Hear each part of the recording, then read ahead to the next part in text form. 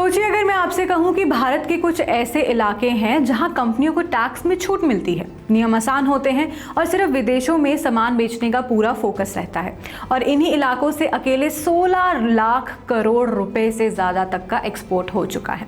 तो क्या आप यकीन करेंगे? शायद नहीं करेंगे, लेकिन इंटरेस्टिंग बात यह है कि जब पूरी दुनिया में ट्रेड वॉर, महंगाई और सप्लाई चेन की दिक्कतें चल रही हैं, तब भी भारत के एक्सपोर्ट में तेज़ बढ़ोतरी हुई है। लेकिन सवाल है, सेज आखिर होता क्या है? सरकार कंपनियों को इतनी सुविधाएं क्यों देती है? क्या इससे भारत को सच में फ़ायदा होता है या सिर्फ बड़ी कंपनियां ही इसका फ़ायदा उठाती हैं? सारे सवाल हैं, आइए जानते हैं इस वीडियो में। सेज आखिर क्या होता है? देखिए, सबसे पहले आसान भाषा में सेज यानी स्पेशल इकोनॉमिक जोन, मतलब देश के अंदर ही ऐसा खास इलाका जहाँ कंपनियों को कारोबार करने के लिए कई तरह की सुविधाएं दी जाती हैं, जैसे टैक्स में राहत, तेज कस्टम क्लियरेंस, आसान नियम, बेहतर इंफ्रास्ट्रक्चर, ताकि कंपनियां ज़्यादा से ज़्यादा सामान बनाएं और उसे विदेशों में बेचें, यानी मेड इन इंडिया, लेकिन बिके पूरी दुनिया में। अब आंकड़े समझिए। सरकार के मुताबिक फाइनेंशियल ईयर 2025-26 में भारत के सेज से एक्सपोर्ट बढ़कर 16,36,192 करोड़ रुपए तक पहुंच गया, यानी पिछले साल के मुकाबले 11.8% की बढ़ोतरी। अगर पिछले कुछ सालों का ट्रेंड देखें तो सारे नंबर्स जो हैं वो आपको स्क्रीन पे दिख जाएंगे, लेकिन आपको मैं बता भी देती हूँ। FY 21-22 के 9.9 लाख करोड़, वहीं पे अगले 22 और 23 की बात करें तो करीब 12 लाख करोड़, 23-24 की बात करें तो करीब 14 लाख करोड़, और 24-25 में भी कुछ ऐसा ही हाल रहा, और 25-26 की तो हम बात कर ही रहे हैं। यानी सिर्फ 4 साल में सेज एक्सपोर्ट में करीब 65% की बढ़ोतरी देखने को मिली है। ये दिखाता है कि भारत की मैन्युफैक्चरिंग और एक्सपोर्ट क्षमता लगातार मजबूत हो रही है। काफ़ी अच्छा इंडिकेशन है। किन राज्यों में सबसे अच्छा प्रदर्शन किया है, कितना अच्छा परफॉर्मेंस दिया है, वो भी बताते हैं।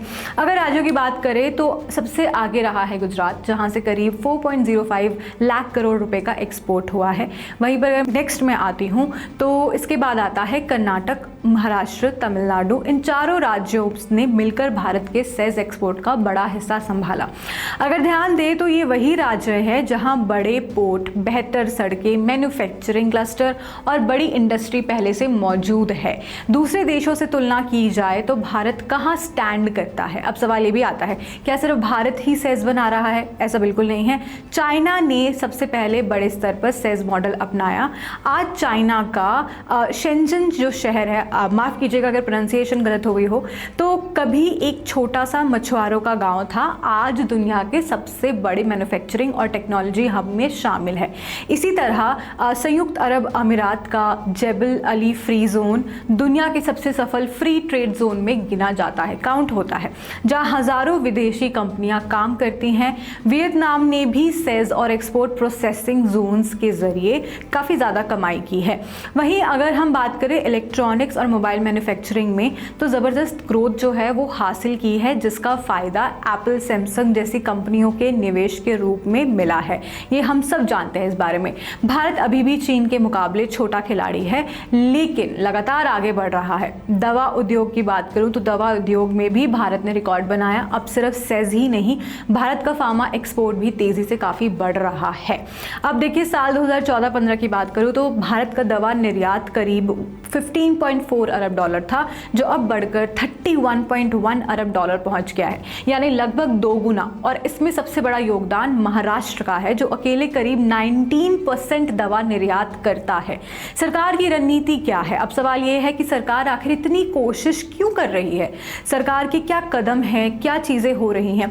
देखिए, भारत सिर्फ अपने लोगों के लिए सामान नहीं बनाना चाहता, बल्कि दुनिया का मैन्युफैक्चरिंग हब भी बनना चाहता है। मेड इन इंडिया वाला लाइन हमें भी चाहिए। सरकार सेज को घरेलू सप्लाई चेन से जोड़ रही है, इंफ्रास्ट्रक्चर सुधार रही है और निवेश बढ़ाने पर जोर दे रही है। फ्री ट्रेड एग्रीमेंट का कितना फायदा होने वाला है इस पूरे सिनेरियो में? एक और बड़ा कारण है भारत के फ्री ट्रेड एग्रीमेंट्स यानी FTA, इन स्मॉल फॉर्म में कहें, शॉर्ट फॉर्म में कहें तो भारत ने UAE, Australia, Britain, Oman, New Zealand और EFTA देशों के साथ व्यापार समझौते किए हैं। इन समझौतों की, इन डील्स की वजह से भारतीय कंपनियों कंपनियों को कई देशों में कम टैक्स देकर सामान बेचने का मौका मिलता है। यही वजह है कि भारत का एक्सपोर्ट लगातार बढ़ रहा है। क्या इससे आम आदमी को फ़ायदा होने वाला है? ये जो हर वीडियो में हम इस सवाल का जवाब देते हैं। अगर एक्सपोर्ट बढ़ता है तो नई फैक्ट्रियाँ लगती हैं, रोज़गार बढ़ता है, विदेशी मुद्रा यानी डॉलर देश में आते हैं, रुपया मजबूत होने में मदद मिलती है, सरकार की टैक्स कमाई बढ़ती है और धीरे धीरे जो है अर्थव्यवस्था मजबूत होती है। लेकिन इसके साथ ये भी ज़रूरी है कि छोटे उद्योगों को भी बराबर मौका मिले और सिर्फ कुछ राज्यों तक ही विकास सीमित ना रह जाए। कुल मिलाकर अगर पूरा निष्कर्ष निकाला जाए वो ये है कि भारत का सेज एक्सपोर्ट लगातार नई ऊंचाइयों पर पहुंच रहा है। लेकिन असली चुनौती, असली चैलेंज अब सिर्फ एक्सपोर्ट बढ़ाने की नहीं बल्कि भारत को चाइना प्लस रणनीति का सबसे बड़ा फायदा दिलाने की है। अगर सरकार इंफ्रास्ट्रक्चर, लॉजिस्टिक्स और स्किल डेवलपमेंट पर इसी तरह जोर देती रही, काम करती रही, तो आने वाले वर्षों में भारत दुनिया के सबसे बड़े एक्सपोर्ट्स हब्स में से अपनी जगह और मजबूत कर सकता है। और अगर ये ऐसा ही चलता रहे तो हाँ, सारी चीज़ें मेड इन इंडिया होने लगेंगी।